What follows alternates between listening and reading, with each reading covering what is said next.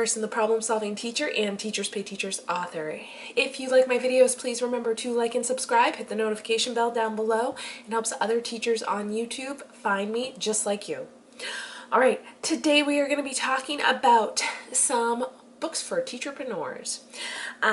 So over the past quarter, I have read a whole bunch of audiobooks. Yes, audiobooks. And we're going to talk about them a little bit. So I love reading fiction. I enjoy learning through nonfiction and other people's ideas and autobiographies. However, I'm also a mom and I do not have a lot of time. And then one day I heard somebody on, and I saw a ton of people posting like, these are the books that I read this month. And I was like, that's crazy. I would never be able to read that many books in a month. And then I heard somebody say that they read audiobooks each month. And I said, that's probably something I could do. So I checked out my library app, and since then I have been going pretty strong. All right, so we are going to be talking about some of the books I have been reading, and I'm going to tell you my biggest takeaways, what I thought, if I think that it would be a good book for you. The first book that I'm going to talk a little bit about is the book Quench. So this is a book I actually finished over the quarter. I had started the last quarter and finished it this quarter. Quench is a book about how to better hydrate ourselves. Like, there is hydration with water, but what about people who live in the desert who might not necessarily have access to water? And if we are better hydrated, can we avoid other medical issues? So somebody with a cultural background in, I think it's anthropology, and a doctor combined their areas of expertise and found out how we can better hydrate ourselves. And through case studies, they discovered that it worked for people. So it's really fascinating to read. It's a little bit dry.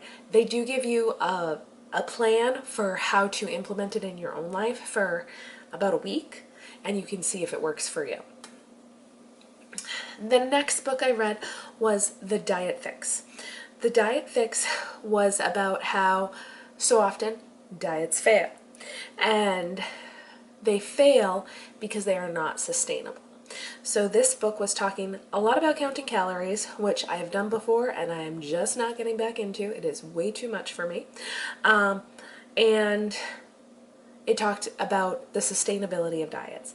And that was my biggest takeaway from this book. After everything else he said and all of the diets that failed and all of the issues that people come across with weight loss, is that if the diet you are choosing is not sustainable long term, you are not going to you're not going to be successful at it. You're not going to get what you want out of it.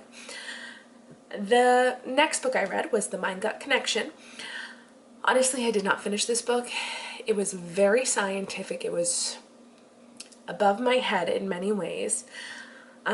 There were a few parts that I found very interesting. The biggest part is the fact that there is a mind-gut connection. So basically, when we're having problems in our minds, it can show us through our guts. If we're having mental issues, depression, anxiety, fear, like anything that's like really intense, our bodies can start rejecting foods that were once fine. And that was my biggest takeaway from this book, is just that your body and your mind are so connected. Your gut and your mind are so connected. And I mean, that's right in the title, but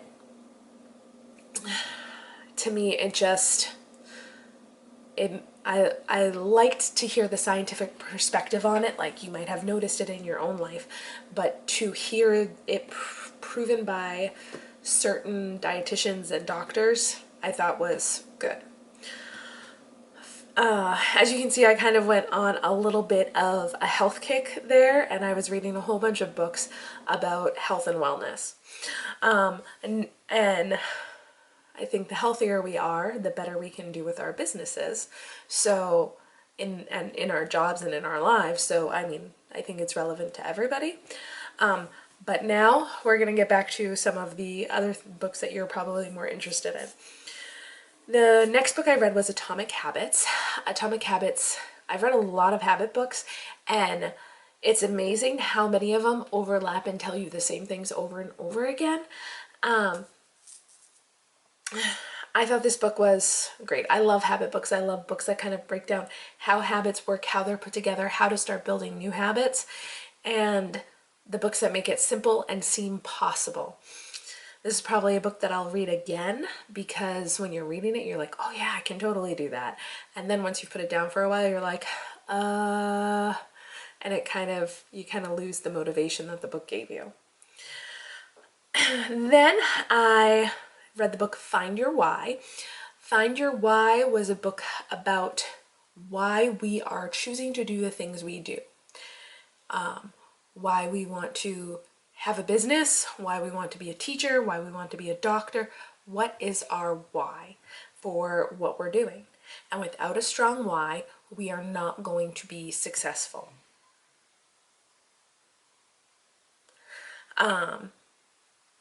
So it breaks down for you how to create your why, how to write it out. The next book I read was Organizing a Company, 25 Keys to Choosing a Business Structure. This book was super short on audiobook. It took me like a day, maybe two, to read it. It was super boring. It was super technical. It was not a fun read. My biggest takeaway from this book was, if my business gets to the point where I am ready to organize it and structure it further, I probably need a lawyer to help walk me through that, or a mentor or somebody who can give me more guidance from real life experience, because this book was, that was it. So depending on how technical of a reader you are, maybe this book could help you out. But for me, I was just like, okay, if I get to that point, I'm gonna need to hire someone. The next book I read is called Am I Being Too Subtle? Now this book was extremely interesting. I just picked it up because it was in the business section on the audiobook library, and basically this gentleman's parents, maybe it was grandparents, escaped war. I believe it was World War II. They escaped, they came over to the United States, they raised their kids, they told them the stories, and their son, coming from that background, wanted more. And he was a risk taker. So instead of following the average business plan, average life plan, he took huge risks and he gained huge rewards. But he was smart about it. He was really smart about it, and he failed at times. But it was fascinating to hear his life story and how he kind of broke the mold. He tried to get ahead of the game. He took huge risks, and it paid off for him. The next book I read is Badass Habits.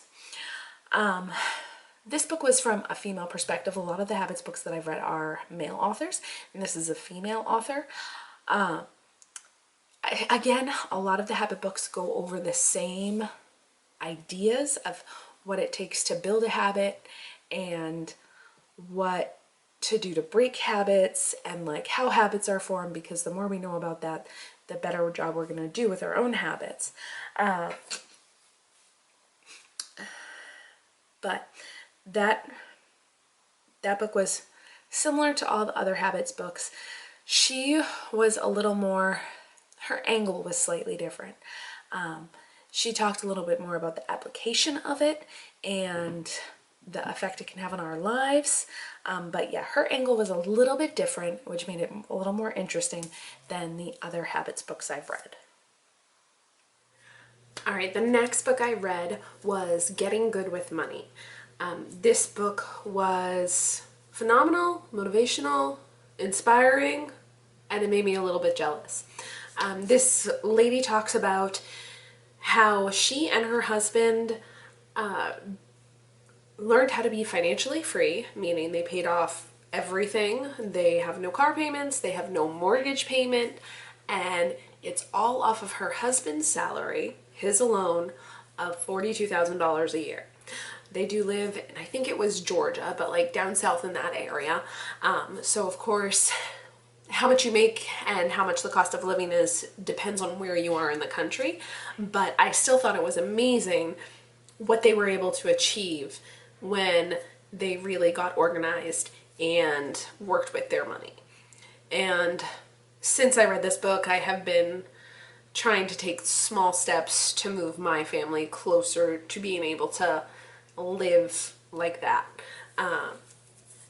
So it's definitely a fantastic book. I completely recommend that you pick it up, read it, and start to try to use their wisdom in your own life. Boundaries is the next book I read. So this book is a Christian-based book. So if you are not religious, you may not want to read it. However, I did find it very helpful. We often have trouble setting boundaries in our own lives. You know, somebody asks you to do something extra that's not really part of your job. You often say yes. Your family wants you to do something and you feel guilty, so you feel like you have to. This book kind of gets to the root of why we have trouble with boundaries, why we have trouble saying yes or no to things, how we can start setting boundaries, and how it is biblically based. It's okay to set boundaries. There's no reason for us to feel guilty for setting boundaries. So this book really does a great job of breaking that down. So if you're someone who has boundary issues, maybe you want to pick it up no matter what your religious beliefs are. All right, the next book I read, and honestly, I never would have picked this book up if it wasn't just free on my library. I never would have thought, hey, this is going to be a great read. I'm really going to love this. It's called Hug Your Customers. And this book is about the man who wrote it. His father started a business, a clothing business, nice menswear, after a few years after he had a heart attack. So he was doing the corporate grind, he had a heart attack, having health issues from doing the 9 to 5 all the time with something he didn't love, the commutes, the craziness. And so ultimately all of that led him to start his own clothing business. And in that clothing business, he made sure he knew his customers. Like Starbucks talks about, oh, we know our customers, and I worked for Starbucks, and I would know my customers. I'd see them walk in the door. I could make their drink. I would know them. I would have conversations with them. They knew about my life. I knew about theirs. I knew my customers. Not all of them, but enough of them. Their philosophy went so deep as they have, now we hear about Target having databases, and Target, Target created this system where they have a database, and I read this in another book, they kind of find out like, oh, well, you're starting to buy this stuff by having like those rewards cards. You're buying this stuff, so you must be having a baby. So we should be sending you coupons for this now. And then you get the coupons and you're like, ooh, I'm going to shop at Target. Look what they just sent me. And Target has gotten a lot of praise for creating the system. However, this company did it back in the 80s. They created their own software. They paid someone a bunch of money to create their own unique software so that they could keep track of their customers, the spouses, the kids, the pets, major life changes. And it went so far as, say the wife came in looking for, some things, and one of the things that the associate saw her looking at was just eyeing a really nice necklace. And then when the customer leaves, when she leaves, they might call the husband and be like, hey, your wife was just looking at this and Valentine's is coming up. What do you think? Do you want to get it for her? I was like, that's amazing. That's completely amazing. So there is a lot of amazing ideas within this book that can be applied to any business. So it's surprising how fascinating the small chain, family-owned business of men's stores is, but it was a really great read. All right, the next book I read was The Highly Sensitive Child, and I read this more on a personal note. My son has sensory issues, and after reading this book, I think he is a highly sensitive child. I think that this is a great book for any teacher to read, because we all know those students who are more, they call it, in this book, they call it pause and check. Those students who kind of step back, assess the situation, really think about it, and once they determine that it is safe, that they can participate, that they want to do it, then they will participate. So there's highly sensitive children, there's highly sensitive people. It seems like a fake term, but it completely describes my kid. Like, it can be something he wants to do, but he will wait 20 minutes, half an hour, weeks before participating, because he is waiting to see if it is safe and trying to decide if he wants to do it. And some of the things that this book talks about, like very sensitive to loud noises and things like that, that we might think of as sensory processing, could actually be high sensitivity and be a highly sensitive child. So it was really valuable to me as a parent, but it can also be really valuable to teachers. The next book I read, and I read it once and then I played it again. This book was so good that I listened to it once, and then as soon as it was done, I put it on and listened to it again. This book is called The Compound Effect. And basically this book talks about, in business, in life, that every time we work a little bit towards something, we are taking compound, like we're compounding interest on that thing we're working on, and it's going to grow, and we're going to get more capable, and we're going to be able to do more. So as you are becoming a better writing teacher, you are gathering more lesson ideas, you are getting more used to teaching it, you are just getting more skilled and practiced, you can find the kids' mistakes faster, and you're suddenly, rather than being the new teacher, you've taken all of your knowledge, you've compounded it, and you've made something new. If you're trying to lose weight and you decide that you are going to, trade out one snack for a veggie snack each day. So instead of having the afternoon chips or afternoon coffee, you decide that you're just going to eat some carrot sticks. And that's going to be your snack for the afternoon. And when you do that over years and years and years, suddenly, wow, you've started to lose some pounds. And he gives you the exact numbers of like how that type of action breaks down. So when you start making positive changes, it's going to grow positively. And then he also goes into the negative. So, because we can kind of coast along in life, but then if we start making some positive changes, we're going to see positive results eventually. It takes time. If we start making negative changes, we're going to see negative results eventually.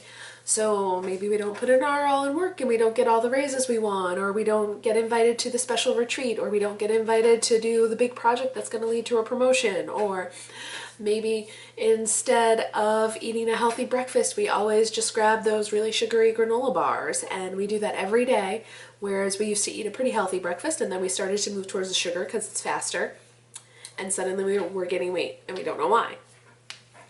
Everything we do in life compounds.